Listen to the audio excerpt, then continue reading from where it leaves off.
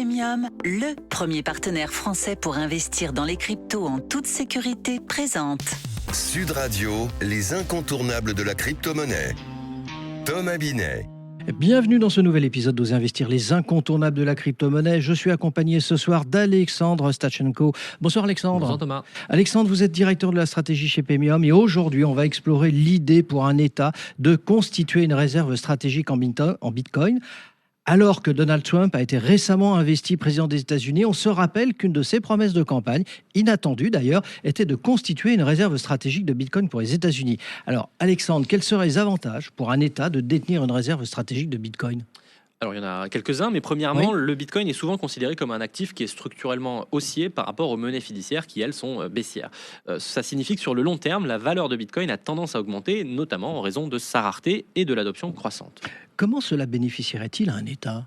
En s'exposant à un tel actif, un État peut protéger et même augmenter la valeur de ses réserves. Alors c'est vraiment la même raison pour laquelle certains États font des réserves d'or, par exemple, alors que l'or est démonétisé depuis plus de 50 ans. La force de l'habitude et puis aussi la nécessité de se prémunir contre un scénario d'effondrement des monnaies classiques. Alors est-ce qu'on peut s'attendre à un effet domino ? Possiblement, parce que lorsqu'un État décide d'investir dans le Bitcoin, ça peut inciter d'autres États, évidemment, à faire de même ou d'avoir peur de prendre du retard, tout simplement. Cette dynamique, elle peut créer un cercle vertueux où la demande accrue de Bitcoin augmente sa valeur, ce qui bénéficie aux premiers États investisseurs et par crainte de rester sur le bord de la route, certains autres États peuvent avoir envie de doubler même les États-Unis pour investir avant eux sur ce qui pourrait être le prochain étalon de commerce international. Alors en parlant de cela justement, Alexandre, si Bitcoin devenait le prochain étalon, comment une réserve en Bitcoin pourrait-elle être utile ? Alors dans ce contexte-là, si le Bitcoin devient effectivement un étalon pour les échanges internationaux, les États qui détiennent des réserves pourraient continuer à commercer même en cas de sanctions, par exemple, ou de restrictions, grâce à la nature neutre, décentralisée et sans frontières de Bitcoin. Alors on a évoqué les avantages pour les États, mais quels seraient les avantages pour le Bitcoin lui-même si des États constituaient de telles réserves ? Globalement, ça légitimerait davantage Bitcoin, ça accélérerait en fait son adoption mondiale et ça renforcerait sa position dans le système financier international. Et quels sont les principaux risques ? On se pose quand même plein de questions sur le Bitcoin ce soir, ou critiques associées à cette démarche, Alexandre. Alors l'idée pour les États de constituer des réserves de Bitcoin, c'est encore loin de faire consensus, y compris chez les Bitcoiners. Premièrement, l'accaparement par les États pourrait limiter le temps disponible pour une adoption organique, donc par les individus, potentiellement en contradiction avec la philosophie décentralisée de Bitcoin. Deuxièmement, on peut penser légitimement que ce n'est pas le rôle de l'État que de se comporter comme un fonds d'épargne ou d'investissement, par exemple. Vous avez raison, et d'ailleurs, cela pose aussi la question de savoir comment l'État financerait-il ses achats de Bitcoin. Alors, ça peut impliquer l'utilisation de l'argent des contribuables, l'impôt, ou l'émission de dette, ce qui soulève des questions éthiques et économiques. Aux États-Unis, certains suggèrent plutôt de liquider une partie de l'or détenu par la Réserve fédérale.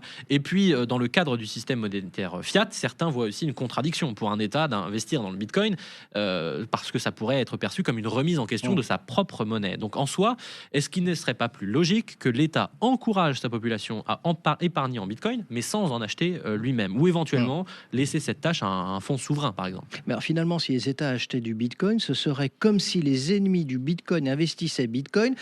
Oh là, est-ce que ce n'est pas contradictoire ? Alors, il y a un dicton dans le Bitcoin qui dit « Bitcoin is for enemies ». Donc en français, Bitcoin est pour les ennemis.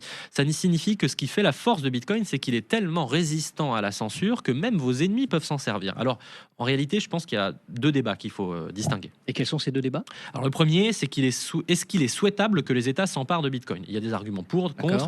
On les a évoqués. Et puis, il y a un second débat. Est-ce que les États vont passer sur Bitcoin ? Et pour moi, la réponse est oui, par la force de la théorie des jeux. Le premier État à constituer des réserves en Bitcoin, il peut bénéficier d'un avantage stratégique en anticipant une transition potentielle du système monétaire et en se positionnant favorablement par rapport aux autres. Donc la question n'est plus de savoir si, mais quand.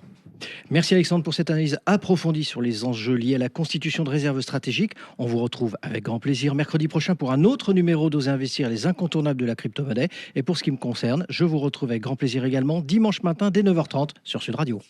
Sud Radio, les incontournables de la crypto-monnaie. Thomas Binet. avec Pemium, le premier partenaire français pour investir dans les cryptos en toute sécurité.